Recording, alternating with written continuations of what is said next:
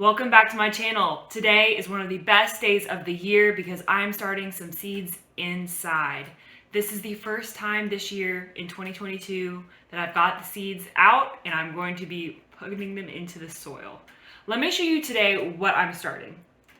I have a bunch of herbs. They're a little slower to grow, so I wanted to go ahead and get some started. I have some flat leaf parsley from 2020, which is totally fine. It always germinates well, and I know every year that I have it, the germination will probably go down, but it's germinating really great. I have some cilantro. This is perfect time to have cilantro going. I have a little bit outside right now, but we've had some cold nights and I don't cover my plants, so the cilantro that's outside is fighting for its life. I'm going to start some back up. I have some chives as well. I have one chive plant that I bought from the store, and I kind of ignore it most of the year, but every now and then a recipe will call for chives and I mow the thing down. So I want at least another chive plant this year. Last year, I did start some of these seeds, and it's hilarious how small chive starts out, where it's just a couple shoots, like a miniature green onion. I didn't give it great sun, so this year I'm going to prioritize it and give it better space so I can have more plants. I'm also going to separate the chive plant that I do have because this is its third year of life at least, and I hear that it's good to separate some perennials like chives. I will get technically another plant from that, but I have the seeds, so I'm definitely going to start them. Green onions are another amazing thing to grow from seed.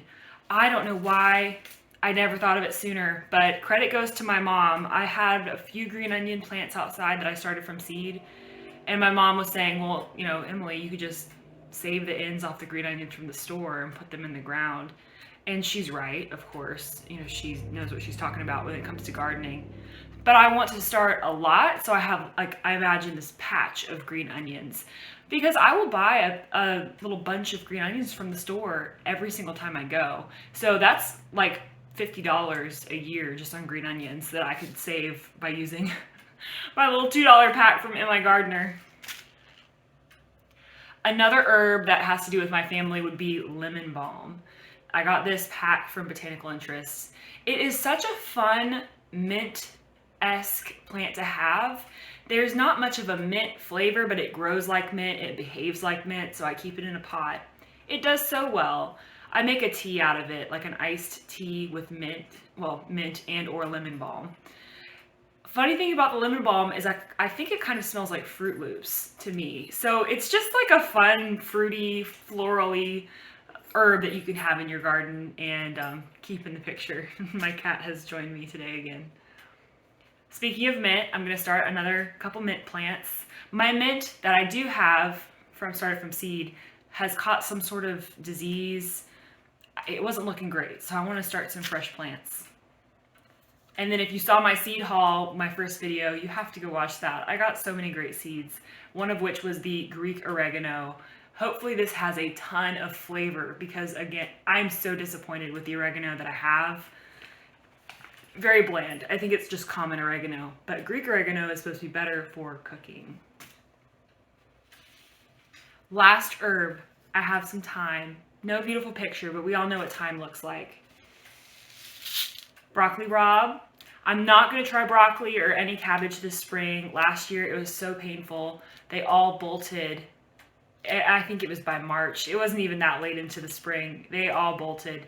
So I'm going to just do broccoli rabe. I've got some other brassica veggies, but they're not going to be broccoli, Brussels sprouts, and cauliflower for the spring.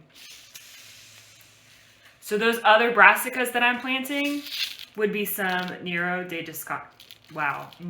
Toscana kale. And it is hopefully going to be good for my cooking purposes. I do like to cook with kale sometimes, and I just know this is easier to clean, easier to just chop up, throw in the dish. And another flat leaf kale that you probably saw in the catalogs this year is the dazzling blue kale, which looks beautiful, and we could all use more color in our lives. And that's why I'm also going to try the scarlet kale as well. This is just bright reddish purple. It's coming up kind of purple on here. it's a warm purple. So I am looking forward to having that in the garden as well. I have a few lettuce that I'll show you. I'm growing the Tango leaf lettuce.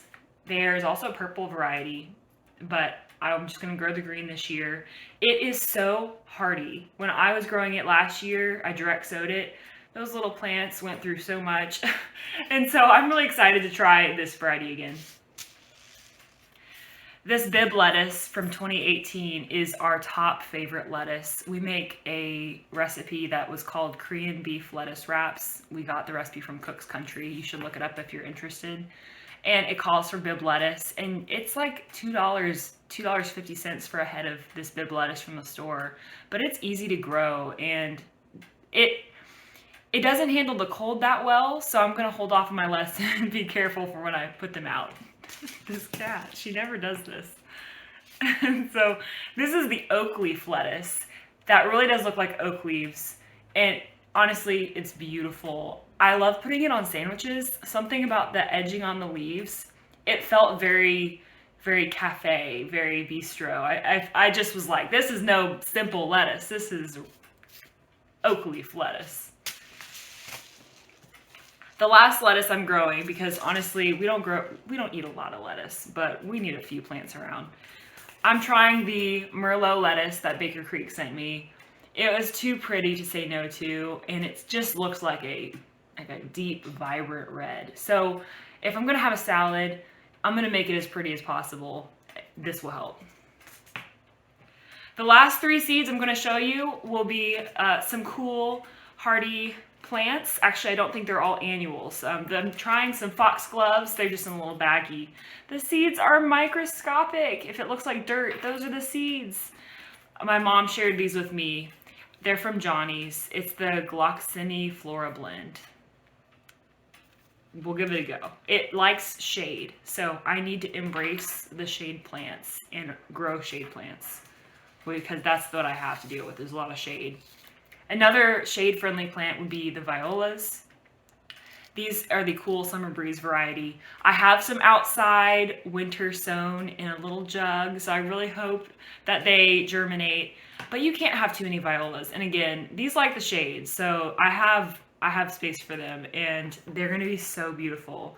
Sometime this spring, I'll have to make some sort of dessert and top them with some flowers.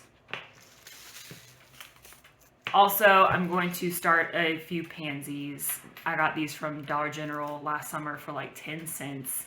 And I have a couple of them outside in the garden. I can't say they've bloomed yet. They probably will this spring. And then I have a couple, well, several seeds direct sown next to the violas in a different jug. So I'm really hoping I get some pansies, because actually I think that the violas they're perennial. Yeah, these guys are perennial. So I could just have little cute blue flowers in my shady backyard all year round, potentially. So in the next clip, I'm going to show you what my seed station looks like for sowing seeds. Here is my seedling tray. This is a tray that I've reused several times, even though it's the flimsy kind from Lowe's or Home Depot. You can absolutely reuse them if you take a plastic knife and insert it straight down on the side to like pry up seedlings and lift them out. That way you don't actually have to like bend these fragile under layers. So this tray is showing no signs of wear. I hope I get several more seasons out of it. Here next to it, you can see I have my mix that I was making. I made my own seedling starting mix this year from the Gardener Scott channel. I used his recipe, 2 parts of peat moss and 1 part vermiculite, and the bag that I bought was a vermiculite perlite blend. And it really does feel like seedling soil. And I know there's no nutrition in it, so I will have to fertilize my seedlings pretty carefully, but it is nice and loose and fluffy. My final tip for you today is that you can label the corners of your seedling tray. This tip is from the Millennial Gardener YouTube channel. I have all 4 corners labeled and numbered with tape on top so they don't get damaged by the rain. And then I have a map over here that I'm going to fill out, 72 trays.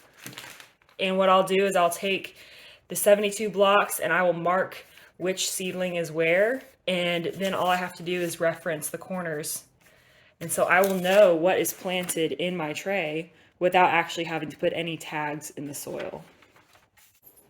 That's everything for this video. You've seen what seeds I'm starting. You've seen my seedling tray. I'm gonna get to planting these seeds, and hopefully in the next video I can show you more of an update on my seed station and what I'm planting next. Have a great day. Subscribe and like if you'd like to stay tuned on future videos.